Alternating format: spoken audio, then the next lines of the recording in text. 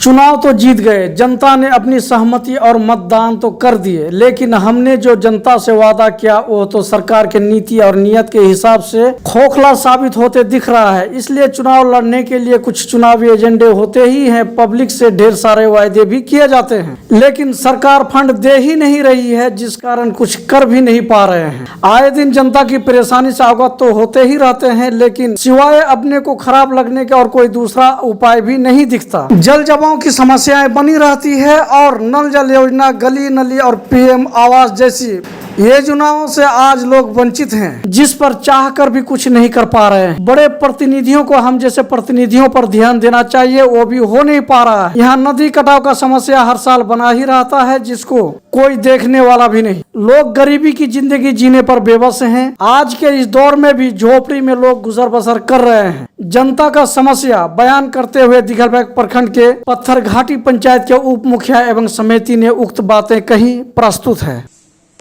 सबसे पहले बकरीद का सबको शुभकामना। और हमको कहना यही है कि सीमांचल में जो जितना गरीब है, किसी का विकास नहीं हो पा रहा है। ना कोई प्रधानमंत्री आवास है, ना कोई मुख्यमंत्री आवास है। बताने का ये मुख्यमंत्री तेजस्वी यादव से, नीतीश से हमारा आग्रह है कि गरीब का विकास होना चाहिए। अब तक कोई विकास नहीं हुआ है, सर्वे पर सर्वे हो रहा है, लेकिन कोई प्रधानमंत्री आवास किसी को नहीं दिया गया है। ना गली में ना रोड है, ना नाला है। इस कारण से जो भी विकास हो रहा है तो मुखियागण, समितिगण, मनरेगा का विकास चल रहा है, लेकिन पक्कीकरण का जो काम है, वार्ड सदस्य मेरा जितना है 14 के 14, 7 नीचे 2 अब तक नहीं मिला है। मुखिया जो होता है तो प्रधान होता है पंचायत का, लेकिन गली गली में घूमने वाला वार्ड सदस्य होता है। तो वार्ड सदस्य जहाँ खड्डा है, कहीं नाला है बनाने का जरूरत पड़ता है, कहीं ईटा सोलिंग का जरूरत पड़ता है, तो मेंबर जब गांव में घुसता है तो वहाँ का जनता, वहाँ का पब्लिक उसको बोला जा रहा है कि मेरे यहाँ कादो है, मेरे यहाँ कीचड़ है, तो वार्ड सदस्य कहाँ से भरपाई कर पाएगा वो। तो सरकार से आप मांग करते हैं कि मतलब सरकार से तो हम लोग मांग भी करते हैं। पटना में हम लोगों का धरना प्रदर्शन भी हुआ, लेकिन आज तक हम लोग का कोई सुनवाई नहीं हुआ। कोई सुनवाई नहीं हुआ जी, नहीं हुआ। तो क्या आशा आना चाहिए जी, आशा क्या रखते हैं? आशा हम लोग यही रखते हैं नीतीश जी से, तेजस्वी यादव से, कि ये होना चाहिए कि घर घर में आज जैसे पीजल है, किसी के घर में कोई पानी नहीं है, किसी के घर में पाइप नहीं है, किसी का पाइप टूटा हुआ है। आज तक जितना भी पानी का टैंकी लगाया गया है, लेकिन आज तक किसी का भला नहीं हुआ है। तो इस बार क्या उम्मीद कर रहे हैं फिर आगे में? हम उम्मीद यही करते हैं कि वो बड़े बड़े लोग प्रतिनिधि है, हम लोग तो एक तो छोटा मोटा नॉर्मल सी प्रतिनिधि है, तो हम लोग के बारे में उन लोग को सोचना चाहिए कि जो वार्ड सदस्य जो जीत के जा रहा है, तो मुख्यमंत्री इलेक्शन लड़ना आसान तरीका है। 10, 20, 50, 100 गाड़ियां का रैली निकलता है तो मुख्यमंत्री को वोट दे देंगे, नीतीश को वोट दे देंगे, तेजस्वी यादव को वोट दे देंगे। अगर मेरे पंचायत में एक वार्ड सदस्य अगर इलेक्शन लड़ता है तो बार बार एक घर में लगातार 3 महीना दौड़ना पड़ता है। 3 महीना दौड़ने के बाद तब जाके उसको सफलता हासिल होता है। तो जब सफलता हासिल होता है तो कितना कठिन से एक वार्ड सदस्य इलेक्शन जीतता है।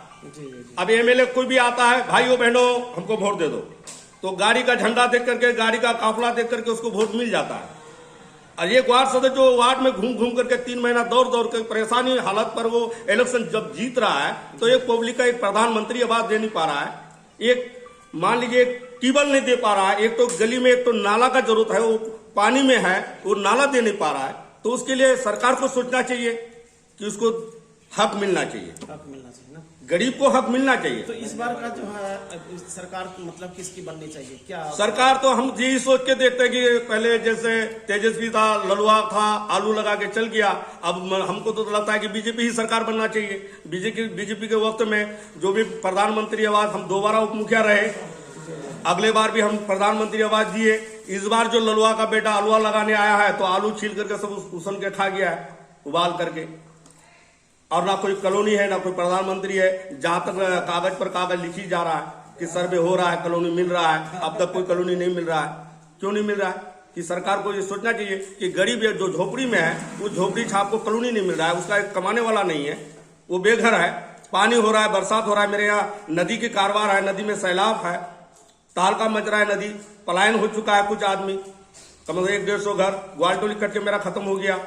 अब तो मेरा ग्वालटोली कोई सांसद, कोई एमएलए, उस नदी का नाम क्या है? कौन नदी बोला जाता है उसको? कनखी नदी। कनकाई नदी। जी। आप शुभ नाम सर आपका? शुभ नाम मेरा रेशुद्दीन हुआ। ग्राम पंचायत? ग्राम पंचायत पदरगट्टी हुआ। प्रखंड? देगलबाग प्रखंड हुआ। जिला? किशनगंज। धन्यवाद। तो जानते हैं समिति साहब से। समिति साहब, आप क्या बताना चाहेंगे, जनता को क्या मैसेज देंगे? अभी का समय में आपको लगभग 2 साल होने को जा रहा है। जी, सबसे पहले तो मैं सीमांचल के सभी जनप्रतिनिधि एवं पब्लिक को मैं बधाई देना चाहूँगा। मैं तो सबसे पहले यही बात कहूँगा कि जो मेंबर का काम है 7 निरके 2, आज लगभग 2 साल से भरोसा पर भरोसा देते जा रहा है कि 7 निरके 2 आने वाला है, लेकिन अभी तक 7 निरके 2 नहीं आया है। सिर्फ मनरेगा ही से हम लोग काम कर रहे हैं अपने पंचायत में। प्रमुख फंड से कितना काम हुआ आपका? ये प्रमुख फंड से एक काम हुआ है। वार्ड नंबर का कोई क्या क्या काम है? पीसीसी नाला बनाया है। नाला बना जी। कितना का लागत था सर? नाला लमसम ये 4.5 लाख का प्रमुख साहब दिए हम। लंबाई चौड़ाई क्या था उसका? लंबाई चौड़ाई था 350 फीट 350 फीट और 2.5 फीट चौड़ा। क्या अपना वार्ड में किए या फिर अपना वार्ड में किए हैं। अपना वार्ड में किए? आपका? MD फारूक आलम, ग्राम पंचायत? पतरगट्टी, प्रखंड? दिगलबैंक, जिला? किशनगंज।